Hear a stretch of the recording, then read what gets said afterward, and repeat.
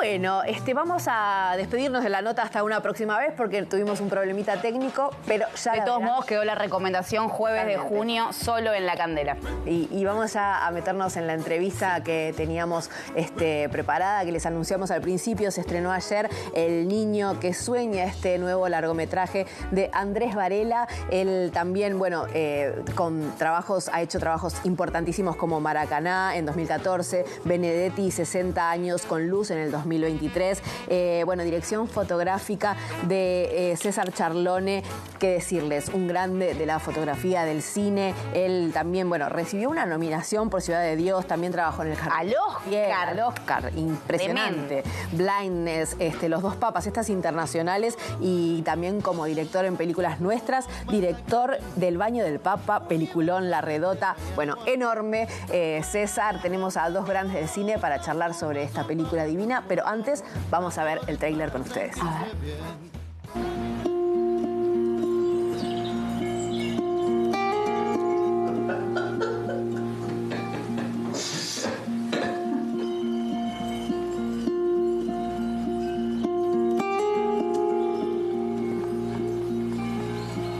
Vous êtes tombée amoureuse de Philippe Gentil ou des marionnettes? 5, 6, 7, oui. Au début, c'était Philippe. Chaud. Allez. Voilà, parfait. La perception d'un enfant, c'est un peu particulier. Pour moi, c'était une sorte de génie. Enfin, tu vois, j'étais le fils d'un génie et je bénéficiais de cette énergie, en fait.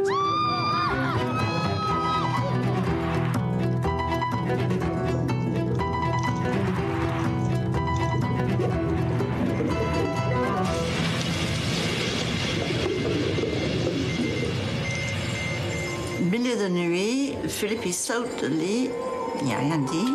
Et j'ai vu le lèvre un peu bizarre. Et là, il découvrait qu'il y avait un AVC. Il ne parlait plus. Il arrivait à dire oui et non. Pas autre chose.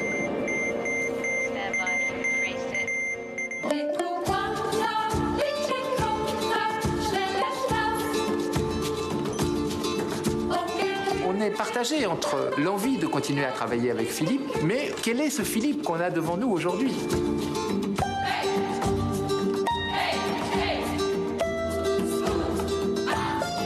Avec Philippe, si tu pousses au fond de puits, dis bon, c'est fini, il va dire ah, tu penses c'est fini? Et hop.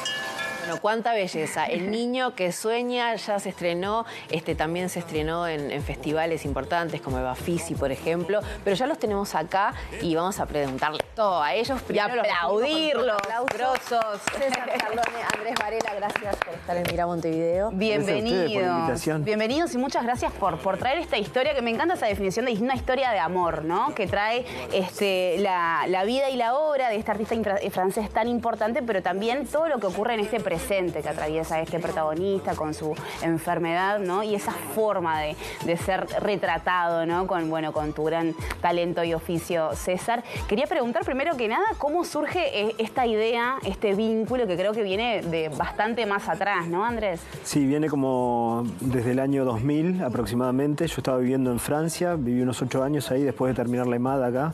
Yo arranco por el teatro y me voy para Francia a hacer la escuela de Lecoq y la universidad en artes escénicos y tal, y termino en la compañía de Philippe. Como actor. Sí, y ahí es cuando termino de tener un contacto como bastante profundo, y aparte él tiene eso que se define un poco en la película de gran maestro, de persona que te modifica, que te genera determinadas cosas que después las mantenés de por vida, ¿no? Y por la vida misma nos dejamos de ver, y casi 18 años después, en un contacto telefónico que tuve primero con Eric, que es uno de los actores fetiches de él, me cuenta lo que le estaba sucediendo y empezamos empezamos a tener contactos a través de las videollamadas porque había llegado la pandemia y todo lo demás. Claro. Y después de unos meses él en un momento me dice, bueno, así como nos comunicamos, me propone ir para Bretaña, ¿no? Él se había aislado totalmente después de que tuvo el ACV a tratar de crear su último gran espectáculo y se había aislado un poco del mundo del teatro, que le generaba evidentemente una presión. Y me invita a ir a Bretaña y es ahí cuando le digo, no, si voy con el equipo, voy con César y con Santiago, y ahí hubo como un ida y vuelta hasta que al final accede. Y bueno, y arranca esta aventura, ¿no? De ir Fueron a vivir a ese paraíso en el bosque. Sí, sí. Hablemos un poco de... Estábamos haciendo Benedetti. Sí. Estaban al mismo tiempo laburando. La primera parte la filmamos simultáneamente con Benedetti. Sí. Terminamos Benedetti. Porque estamos en Madrid. Sí. Estamos en Madrid y entonces ahí aprovechamos para hacer el primer desembarco, lo de Philippe, y ver con qué nos íbamos a encontrar. Claro. Porque una cosa es la videollamada y otra cosa es en qué estado de fragilidad también está una persona que tiene la dimensión que tiene él. Y que de repente tiene esa limitante y vos no sabés con qué te ibas a encontrar. Y ese encuentro fue maravilloso, porque en realidad nuestra llegada, el lugar nos impactó, toda la situación y el entorno y yo voy a remarcar algo que sucedió que fue muy particular, que fue el encuentro entre César y Philippe, porque son dos personas del arte visual, de lo inmediato también, ¿no? Y eso fue como esa energía también. Philippe, yo creo que en alguna forma se entregó también. Confió. Sí, confió muchísimo y le dio a César las posibilidades de entrar en una intimidad de una profundidad enorme, ¿no? Sí, yo me pegaba a él con la cámara y él... Sí, perfecto. Hay planos primerísimos y nada, como mostrando sus arrugas. Ahora entramos más en los detalles de la película, pero me encantaría también que le contemos un poco a la gente por qué fue como lo más particular en la obra de Philippe y en cómo comenzó. Bueno, se llama El niño que sueña, hay una relación directa de él con su inconsciente, con esas imágenes. Vos que fuiste alumno, contanos un poco quién fue este gran... Sí, la vida de él como artista se inicia en un trauma. Es cuando él es muy niño, muere su padre, estamos hablando casi Segunda Guerra Mundial, post-Segunda Guerra Mundial, y su madre se lo oculta durante más de un año. Qué locura. Tremendo, para protegerlo, ¿no? Para cuidarlo, y lo que le genera es que él piensa que él era culpable de la muerte de su padre por la relación que tenía con su madre. Esto arranca en una cosa muy sana, muy luminosa. Sí. Y Philippe ingresa en ese mundo autoanalizándose. De adolescente empieza a buscar y a crear a partir de esas sensaciones y de esos sueños que tenía, que no se los podía sacar de encima, y empieza a generar toda una obra a partir de eso, que después lo acompaña el resto de su vida, ¿no? Inclusive esto se ve cuando él pasa de la marioneta al actor, ¿no? La marioneta se transforma en el actor y el actor es una marioneta, es un objeto que cumple con una función en esa geometría espacial, que es quebrar la realidad y meterte dentro de una ilusión, de un sueño. El teatro está para eso, no está para repetir o para replicar la realidad. Y él juega a todo eso, ¿no? Y dentro de esa manera de trabajar, también al ver la película y con lo que le pasó con el ACV, es sumamente mágico, peculiar, que justamente tratando siempre de evitar el lenguaje, obviamente hay un lenguaje, pero no, lo no dicho, la no palabra, termina teniendo este problema que la única secuela que le deja es quitarle el habla, ¿no? Sí, y hay y hay una cuestión cognitiva también, ¿no? Él tiene el otro problema es que él tiene problemas para hacer encadenamientos lógicos a la hora de la escritura. Entonces tiene un problema de encontrar el hilo conductor en esa obra. Exacto. Entonces tiene un gran problema desde ese lugar. Pero es la vida que te pone en estas ironías increíbles, porque es una persona que negó en su obra la palabra permanentemente y un día se despierta en Noruega después de una función y le había perdido el habla. Cuando Meryl lo cuenta, es increíble cómo también el destino y la vida te ponen en esa circunstancia, ¿no? Sí, algo que podría parecer desgarrador, ¿no? Porque también eso, quedarse sin palabras, querer crear y no poder, pero sin embargo está retratado de una forma tan luminosa y a él se lo ve tan calmo, no sé, tan llevando adelante esa situación con tanta dignidad, ¿no? ¿Eso se dio naturalmente o porque sé que a la hora de montar uno, bueno, puede elegir diferentes formas de narrar, ¿no? Quizás hubo omisiones también en ese sentido. ¿Cómo fue encontrar esa dignidad en ese personaje? ¿Ya estaba ahí? Más vos, ¿eh? Más vos. Y sí, estaba ahí. Claro, como director de fotografía te toca tomar decisiones técnicas. Claro. ¿Qué cámara vas a usar? ¿No? Sí. Entonces, bueno, una cosa que me permitió mucho es avance tecnológico, de que hoy en día con un iPhone vos conseguís imágenes. Entonces, todos esos primerísimos planos, porque hoy en día que te aproximen un celular así no te invade tanto que si lo estoy con un aparato es así, ¿no? Entonces, y la otra cosa que, bueno, que Andrés provocó que nos integraran. Entonces nos sentábamos a comer junto con ellos, hacíamos parte de la familia, nos servían el vinito, entonces estábamos ahí. Entonces sacar un iPhone y hacer un planito ahí cuando están comiendo, pasaba así. Entonces, bueno, de a poquito fuimos ganando esa confianza y a punto de que lo filmamos, por ejemplo, durmiendo, que Andrés quería hacer una escena de él durmiendo, que soñaba. Y yo, el César entró a la siesta. En medio de la siesta de él, me pongo con la cámara ahí, está durmiendo y... Horas pasaba así, tirado en el piso César y la cama. Tengo esa imagen increíble. Eran parte de la familia. ¿Cómo los recibió? Bueno, el personaje digo personaje, ¿no? Y es persona también, de Marie, la esposa. Me imagino que fue crucial, ¿no? Una divina, sí. Ella es otra cabeza. Ella es ejecutiva y sabe, produce. Entonces, ella era... también, ¿no? Es bailarina. Total. Sí. Pero en este caso ella funcionó mucho como la intermediación, el nexo. Claro. Entonces ella era la que nos decía, no, mañana vamos a hacer tal cosa. ¿No? Bueno, recién vos decías el personaje y también es interesante pensar qué está pasando y que este documental claramente es así, con una nueva manera de hacer documentales, ¿no? Que no tiene tanto que ver con la entrevista, con lo informativo, con lo descriptivo, sino realmente se forma como una especie de ficción y se encuentran personajes y una narrativa. Sí, que va más dentro de lo observacional.